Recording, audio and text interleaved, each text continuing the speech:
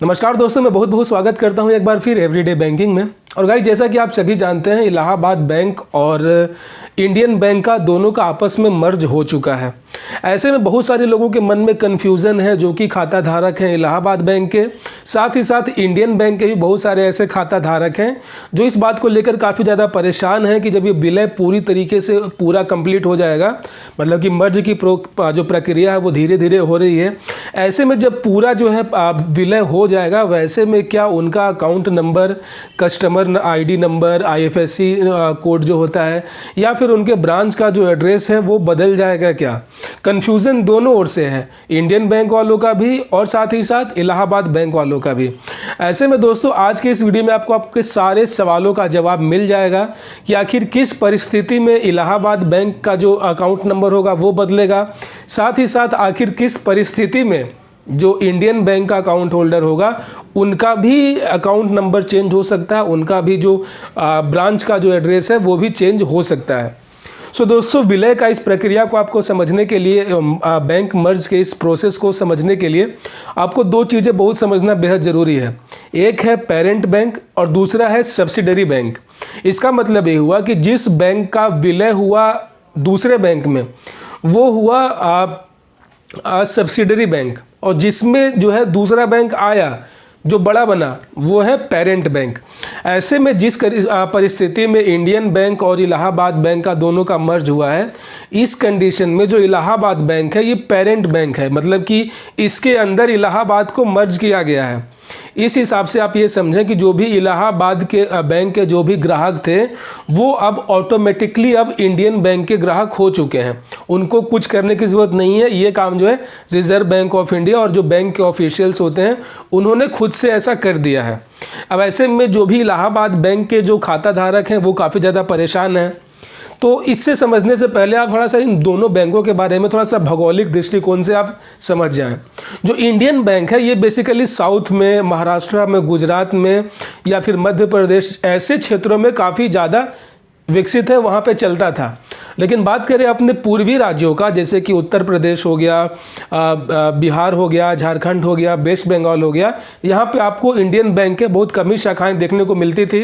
इधर जो है इलाहाबाद बैंक चलता था काफ़ी ज़्यादा, काफ़ी बड़े पैमाने में जो है इलाहाबाद बैंक के ब्रांचेज आपको देखने को मिलते थे।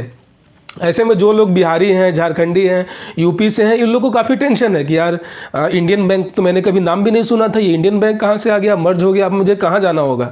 तो आप इसको इस तरीके से समझें कि किसका अकाउंट कैसे चेंज होगा। तो जो लोग जो है महाराष्ट्र, गुजरात, मध्य प्रदेश, तमिलनाडु ऐसे जगह पे जो है जिनका अकाउंट था इलाहाबाद बैंक में, उनका जो है अकाउंट नंबर चेंज होकर अब ये है कह सकते हैं कि इंडियन बैंक में जाएगा। लेकिन हमारे यूपी बिहार में तो इंडियन बैंक था ही नहीं, मतलब बहुत कम ही थे, अधिक से ज़्यादा तो इलाहाबाद बैंक था।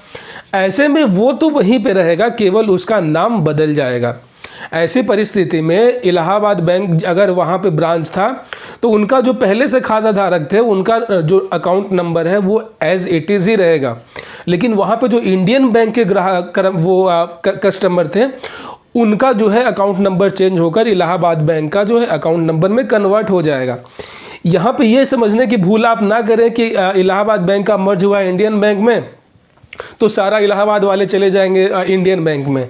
वो गए ज़रूर हैं कागज़ों पे, लेकिन एक्चुअल में सिस्टम वाइज जो है उनका जो जहाँ पे जिनकी संख्या ज़्यादा है, आप इस तरीके से समझें, जिसकी संख्या जिस राज्य में जहाँ पे ज़्यादा है वो छोटा वाला बड़े में जाएगा। तो जाहिर सी बात है यूपी, बिहार, बंगाल ये सब जगह पे जो है इलाहाबाद बैंक बड़ा था, इनकी शाखाएं ज़्यादा थी। अब बैंक को शाखा तो बंद करनी है नहीं, तो ऐसे में अगर सपोज करें कि बगल में ही इलाहाबाद बैंक भी है और उससे पास में ही एक इंडियन बैंक भी था, तो अब दो अलग अलग ब्रांच रखने का कोई मतलब ही नहीं है। ऐसे में उस इंडियन बैंक को शिफ्ट करके इलाहाबाद बैंक में कर दिया जाएगा, क्योंकि ये ज़्यादा बड़ा था, ये ज़्यादा चल रहा था। ऐसे में जो इलाहाबाद बैंक का जो ग्राहक था वो तो वैसे ही रहेगा, लेकिन वो जो इंडियन बैंक वाला रहेगा वो जो है चेंज होकर इलाहाबाद बैंक में आ जाएगा। ऐसे में अगर आपका इस बात को लेकर कन्फ्यूज़न है कि आपका अकाउंट नंबर चेंज होगा या नहीं होगा, तो आप ये देखें कि जो आपका ब्रांच था जहाँ पे था अगर वहीं पे वो चल रहा है, सीधी सी बात है, जिस घर में, जिस बिल्डिंग में अगर आपका बैंक पहले चल रहा था और अगर अभी भी वो वहीं पे है सिर्फ वहाँ पे बोर्ड चेंज हुआ है, नाम चेंज हुआ है, तो आपका अकाउंट नंबर वही रहेगा, कस्टमर आईडी वही रहेगा, IFSC कोड वही रहेगा। लेकिन अगर आपका ब्रांच जो है शिफ्ट करके दूसरे जगह पे चला गया, अगर आपका इलाहाबाद बैंक जो ब्रांच था वो शिफ्ट करके पास वाले इंडियन बैंक में चला गया, तो उस परिस्थिति में जो है आपका अकाउंट नंबर है वो चेंज हो जाएगा और आपका जो एड्रेस है ब्रांच का जो एड्रेस है वो चेंज होकर शिफ्ट होकर इंडियन बैंक में चला जाएगा। तो इस तरीके से आप ये समझने की कोशिश करें, पूरा जो भौगोलिक दृष्टिकोण है इस तरीके से इसको अंजाम दिया जा रहा है। ऐसा बिल्कुल नहीं है कि जो जिसमें मर्ज हो गया वो बड़ा हो गया तो वो सारे मनमानी वो खुद ही करेगा। भाई इलाहाबाद वालों का भी अपना अलग एक इमेज है। ऐसे में अगर आप मैं फिर बोल रहा हूँ, अगर आप बिहार झारखंड से हैं, यूपी से हैं, तो आपका इलाहाबाद बैंक का कोई कुछ बदलाव नहीं होने जाने वाला है। यहाँ पे टेंशन लेने की ज़रूरत इंडियन बैंक वालों का है, क्योंकि उनका संख्या कम था। तो सपोज करें कि एक जगह पे ए है, दूसरी जगह पे बी है, और वहाँ पे इलाहाबाद बैंक का बड़ा बिजनेस है, वही छोटा सा ब्रांच था इंडियन बैंक का, तो वो इंडियन बैंक उठकर इलाहाबाद में आ जाएगा। तो ऐसे में जो इंडियन बैंक के जो खाता धारक थे वो अब इलाहाबाद बैंक के खाता धारक हो गए और उनका जो अकाउंट नंबर है वो संभवतः चेंज हो जाएगा। धीरे धीरे प्रक्रिया किया जा रहा है और ये पूरा पूर्ण रूप से 1 अप्रैल 2021 तक पूरा कर लिया जाएगा। दोस्तों इससे रिलेटेड अगर आपके मन में कोई और क्वेश्चन है, कुछ और संख्या है आपके अकाउंट नंबर को लेकर, तो आप मुझे कमेंट में बताएं। मैं आपको जो है सारी जानकारी है देने की पूरी कोशिश करूंगा। दोस्तों आशा करता हूं इस वीडियो से आपका जो कन्फ्यूज़न है वो पूरी तरीके से दूर हो गया होगा। तो दीजिए मुझे इजाज़त, मिलते हैं फिर किसी और वीडियो में। तब तक अपना बहुत सारा ख्याल रखें। जय हिंद।